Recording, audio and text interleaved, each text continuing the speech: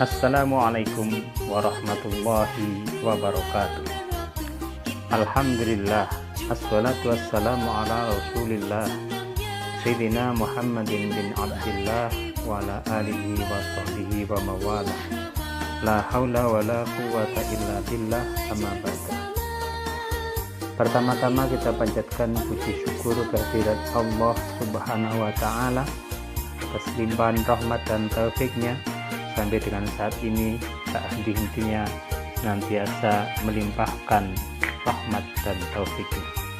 Salah satunya kita bisa belajar meskipun secara virtual. Baiklah anak-anak, saat ini kita akan belajar pendidikan agama Islam. Sebelumnya, mari kita berdoa terlebih dahulu. Bismillahirrahmanirrahim. Raditu billahi rabba wa bil islami dina wa bi Muhammadin nabiyyan wa rasula. Rabbi zidni ilma warzuqni fahma. Amin ya rabbal alamin. Tujuan pembelajaran kita setelah kita belajar ya pada video ini, peserta didik memiliki sikap fatona sebagai implementasi dari pemahaman kisah Nabi Muhammad. Kemudian mengetahui kisah Nabi Muhammad SAW, mengetahui kisah keteladanan sahabat-sahabat Nabi Muhammad SAW, menceritakan kisah keteladanan Nabi Muhammad SAW, menceritakan kisah keteladanan sahabat-sahabat Nabi Muhammad SAW. Sebelum kita masuk ke belajarnya, sama-sama kita awali dulu dengan berdoa. Bismillahirrahmanirrahim. Rabbi zidni ilma warzuqni fahma waj'alni minas salihin. Ya Allah, tambahkanlah aku ilmu dan berilah aku karunia agar dapat memahaminya, dan jadikanlah aku masuk ke dalam golongan orang-orang yang saleh. Amin, amin, amin, ya rabbal alamin.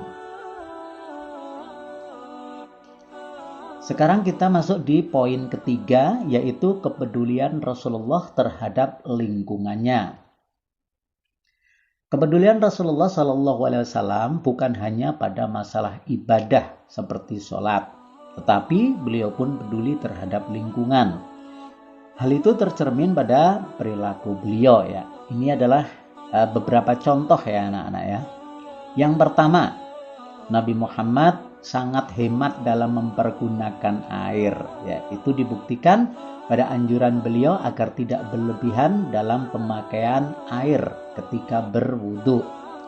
Dalam sebuah hadis diceritakan Rasulullah SAW berjalan melewati saat yang sedang berwudu.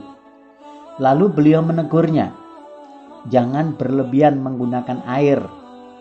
Saat bertanya, apakah ada berlebihan dalam masalah wudu? Rasulullah menjawab, iya, meskipun engkau berada di sungai yang mengalir. Hadis riwayat Ibnu Majah.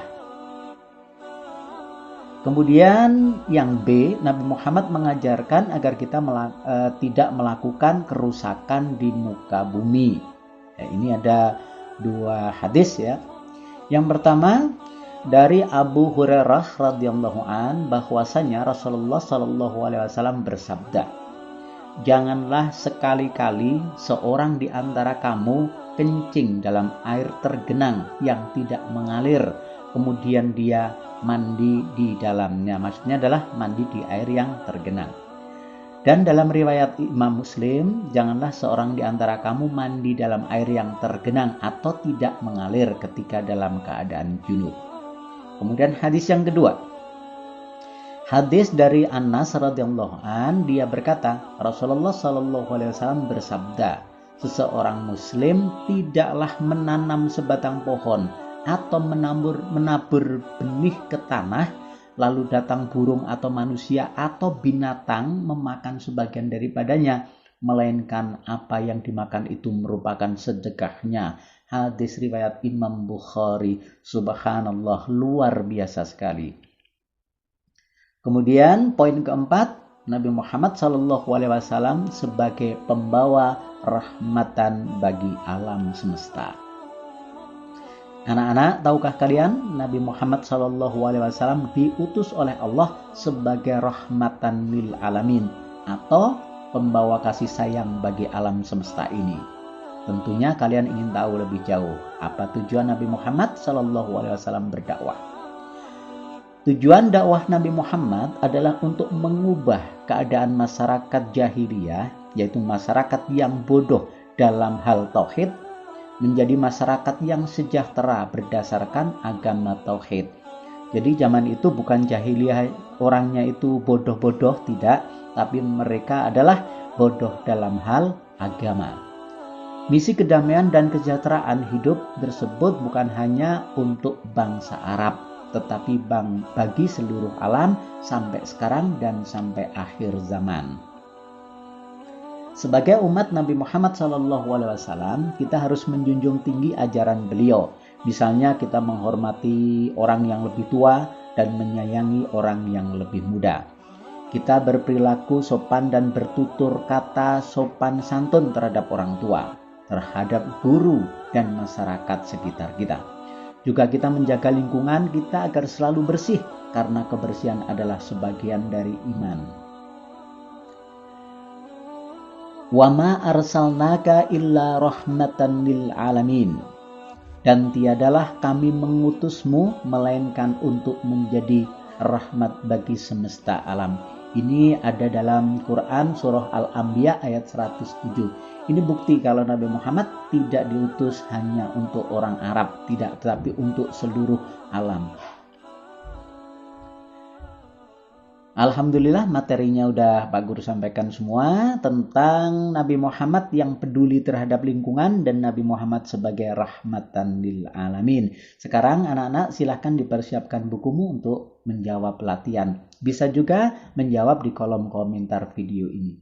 Yang pertama, bagaimana pendapatmu tentang orang yang membuat kerusakan pada lingkungan? Wah, kerusakan macam-macam sekali ya. Ada yang membuang sampah sembarangan, kemudian ada yang menebang pohon sembarangan. Ya, itu termasuk merusak alam. Bagaimana pendapatmu? Kemudian yang kedua, bagaimana cara kita mempergunakan air wudhu? Ya meskipun kita airnya berlimpah, tapi silakan anak-anak berpendapat bagaimana cara mempergunakannya. Kemudian yang ketiga, jelaskan maksud bahwa Nabi Muhammad adalah rahmatan lil alamin. Ya, rahmatan lil alamin, rahmat bagi seluruh alam. Kemudian yang keempat, mengapa kita harus peduli terhadap lingkungan kita? Ya, silahkan dijelaskan. Dan terakhir, nomor 5, tulislah arti sebuah hadis tentang kepedulian Rasulullah terhadap lingkungan. Hadisnya tadi udah Pak Guru sampaikan. Silahkan dijawab atau berkomentar di video ini.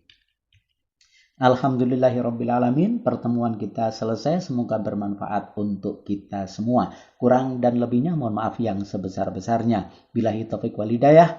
Assalamualaikum warahmatullahi wabarakatuh.